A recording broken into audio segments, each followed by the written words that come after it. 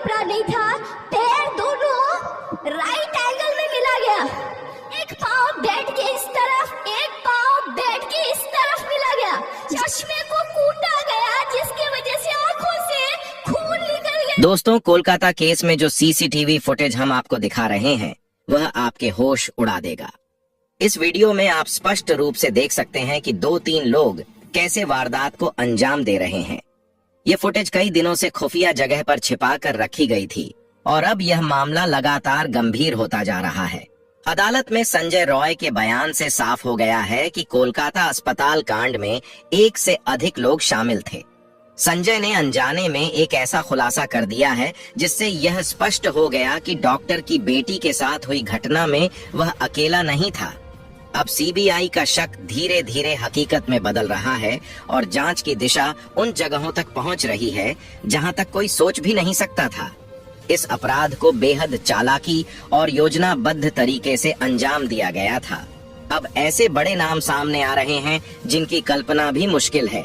ये वही लोग हैं जो इस केस को बंद कराने के लिए अपनी पूरी संपत्ति, ताकत और रसूख का इस्तेमाल कर रहे हैं। गवाहों को खरीदा जा रहा है, सबूत मिटाए जा रहे हैं। जिस जगह पर यह खौफनाक वारदात हुई थी वहां रिनोवेशन के नाम पर सभी सबूतों को नष्ट कर दिया गया, लेकिन इसके बावजूद सीबीआई के हाथ एक बड़ा सबूत लग चुका है जो इस केस को एक निर्णायक मोड़ पर ले जा सकता है। वह सबूत जब आपको मैं दिखाऊंगा तो आप बिल्कुल परेशान हो जाएंगे। अब यह साफ होने लगा है कि डॉक्टर बेटी के साथ बेरहम में तकरीबन 7 लोग शामिल थे। एक भयंकर खुलासे में बताया गया कि करीब 7 लोगों ने शराब पी, फिर उन्होंने पीड़ित के हाथ कसकर पकड़े, उसे मारा और उसके साथ वह काम किया। दोस्तों, ऐसा लगता है कि यह सारा काम करते समय बाहर भी कई लोग ऐसे थे जो देख रहे थे कि कोई बाहर से आना जाए। खुलासे में यह भी दावा किया गया कि 7 लोगों में से 2 ने महिला की टांग पकड़कर जरास की तरह बाहर कर दी। फिर संजय को बुलाया गया, लेकिन ये तो कुछ भी नहीं है। आगे ऐसे ऐसे खुलासे हुए जिसके बाद ये साफ हो गया कि यह काम अकेले संजय का नहीं था, बल्कि इसमें कई लोग शामिल हैं। अब प्रिंसिपल समेत 7 लोगों का बचना नामुमकिन है। ये सब कुछ जानेंगे विस्तार से।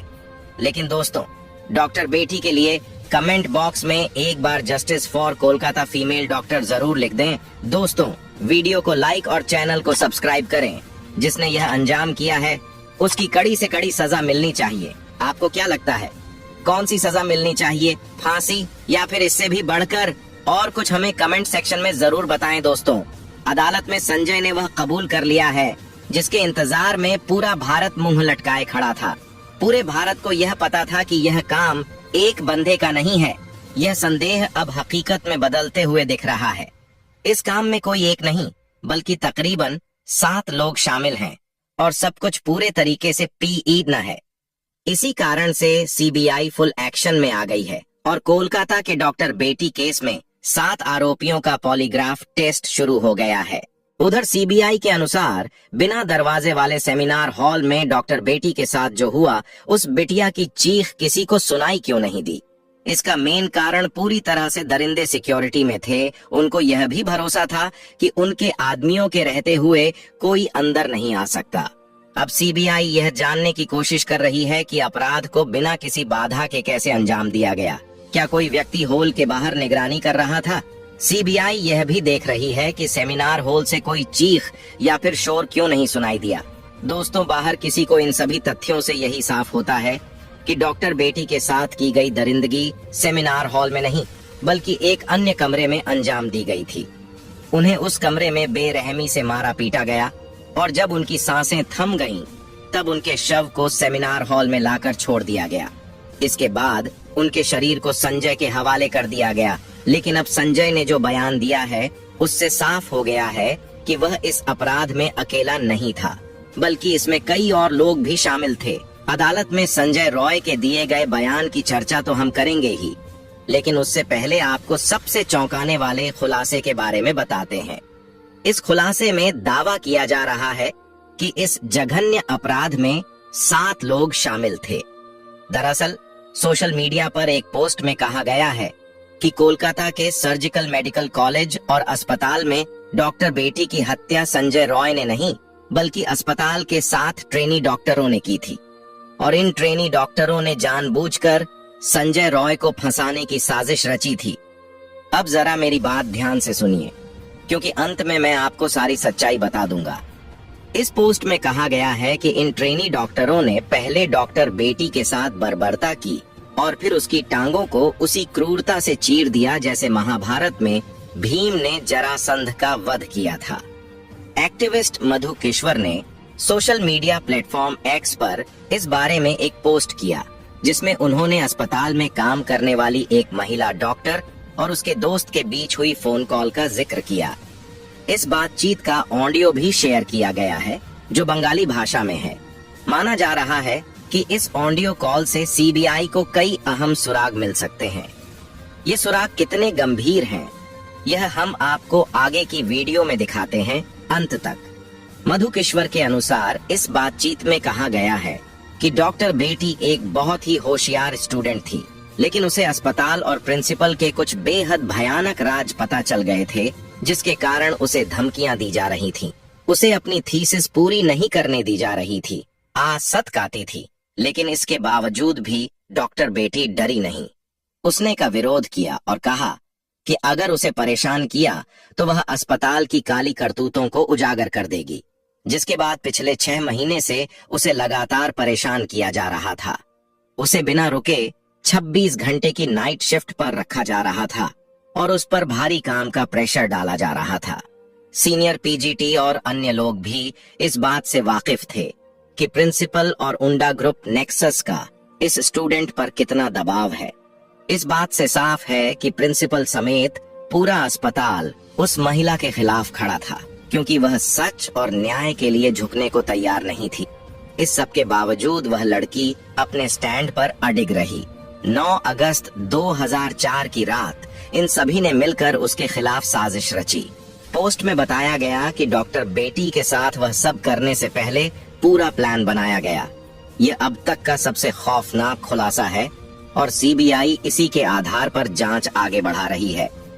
बातचीत में यह भी बताया गया कि पहले कई पीजीटी और सीनियर डॉक्टर सेमिनार रूम में आराम करते थे, लेकिन उस रात पीड़िता को अकेले वहां सोने के लिए कहा गया। कुछ स्टूडेंट्स ने अफवाह फैला दी कि कमरा निर्माण अधीन है और वहां कोई न जा सके, जिसके बाद में सेमिनार हॉल में कोई भी नहीं गया। फोन पर बात कर रही अस्पताल के डॉक्टर ने दावा किया कि घटना से पहले 4 साथी स्टूडेंट्स ने पीड़िता के साथ सेमिनार रूम में डिनर किया था, जिसमें एक लड़की भी शामिल थी। ये चारों सीबीआई के रडार पर हैं और इनका पॉलीग्राफ टेस्ट भी किया जा रहा है। लेकिन इसके बाद पीड़िता को सेमिनार रूम में अकेले सोने के लिए कहा गया। बातचीत में यह भी बताया गया कि करीब 7 लोगों का एक ग्रुप नीचे गया और शराब पी।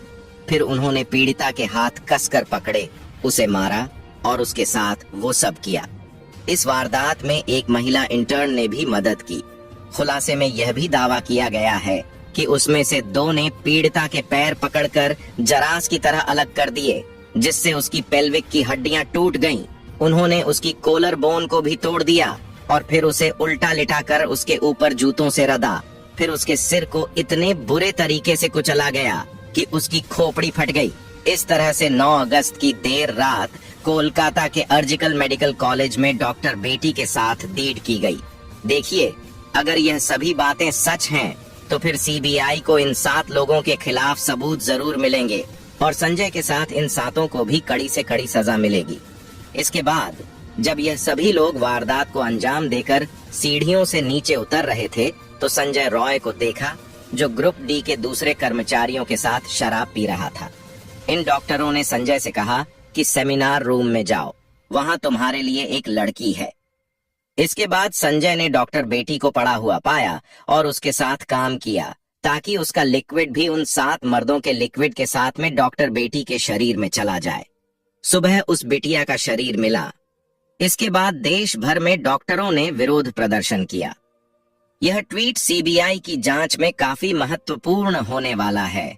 माना जा रहा है सीबीआई ने भी 7 लोगों को रडार पर लिया हुआ है। कोलकाता के इस केस में 7 आरोपियों का पॉलीग्राफ टेस्ट शुरू हो गया है। मुख्य आरोपी संजय रॉय का टेस्ट जेल में ही हो रहा है।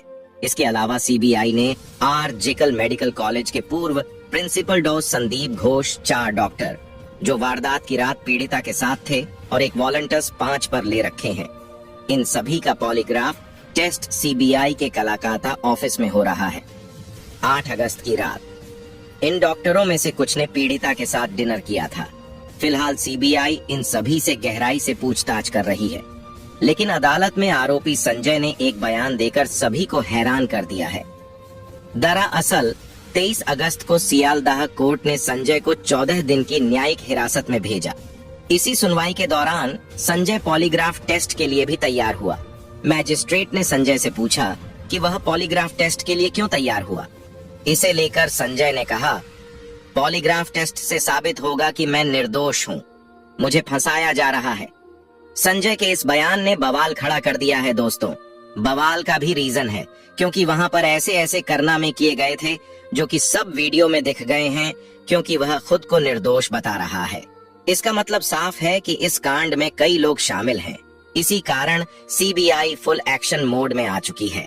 सीबीआई का मकसद इन कर्मचारियों के बयान को जांचना है, क्योंकि सीबीआई बाकी मेडिकल रिपोर्ट्स जैसे कि पीड़िता के शरीर से लिए गए बाकी सबूतों को सीधे तौर पर घटना से जोड़ने में नाकाम रही है। दोस्तों, आपको बता दें कि पुलिस इन्वेस्टिगेशन के दौरान जो कुछ भी सबूत छुपाए जा सकते थे, मिटाए जा सकते थे, वह सब किया गया। बड़े बड़े लोग, बड़े पैसे वाले लोगों ने इस केस को दबाने की खूब कोशिश करी, लेकिन जब से यह केस सीबीआई के हाथ आया है तब से उनके भी पसीने छूट गए हैं। मगर सीबीआई को कुछ सबूत हाथ नहीं लग रहे, क्योंकि उन्हें पहले ही मिटा दिया गया।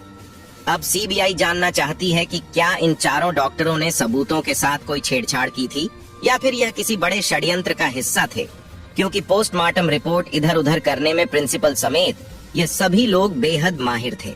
इसी कारण से सीबीआई इस घटना को कई एंगल से जांच कर रही है। आरजी करर अस्पताल के पूर्व प्रिंसिपल संदीप घोष से लगातार पूछताछ की जा रही है, लेकिन वह बार बार अपने बयान बदल रहे हैं। इससे यह साफ होता जा रहा है कि कांड में उसका बड़ा हाथ है। उसके घर पर भी रेड की जा रही है, लेकिन सवाल यही निकल कर आता है कि कौन है इस पूरे केस के पीछे। जो ताकतवर लोग इन अपराधियों को बचाने की कोशिश कर रहे हैं, वे आखिर कौन हैं? क्यों उनका नाम सामने नहीं आ रहा और कैसे ये लोग अंदर ही अंदर इस केस को दबाने में लगे हुए हैं? सीबीआई इस मामले की तह तक पहुंचने के लिए सीसीटीवी फुटेज की बारीकी से जांच कर रही है। अस्पताल के सेमिनार हॉल के दरवाजे की चिटकनी कई दिनों से टूटी हुई थी और यह बात सबको पता थी। इसी वजह से जब डॉक्टर रात 2 से 3 बजे के बीच हॉल में गईं, तो दरवाजा ठीक से बंद नहीं कर पाईं। लेकिन इसके बावजूद किसी को पता नहीं चला कि अंदर क्या हो रहा है, या फिर सबने जानबूझकर इस घटना को अनदेखा कर दिया। सीबीआई यह भी पता लगाने की कोशिश कर रही है कि सेमिनार हॉल से कोई चीखें क्यों नहीं सुनी गईं, या फिर क्या कोई जानबूझकर उन्हें दबा रहा था। दोस्तों, अगर आप इस केस में न्याय चाहते हैं तो प्लीज इस वीडियो को लाइक करें और कमेंट बॉक्स में जस्टिस फॉर कोलकाता डॉक्टर जरूर लिखें। मिलते हैं एक और नई वीडियो के साथ। तब तक के लिए जय हिंद, वंदे मातरम।